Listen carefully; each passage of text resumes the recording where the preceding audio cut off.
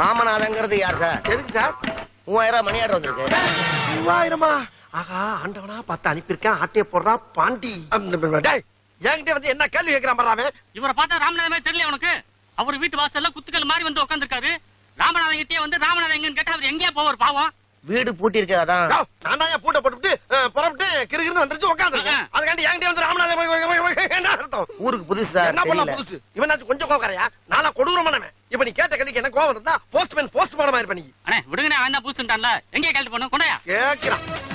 ஊருக்குள்ள வர்ற பேர் ராமநாதன் யாரு, எவரு, எப்படி இருப்பாருன்னு என்ன விசாரிச்சு வர்றது. வந்தவன ராமநாதன் யாருன்னு ராமநாதன் ஏன் கையெழுத்து இந்தா கொண்டா. என்னங்க ராமநாதன் போட்டுருக்கீங்க?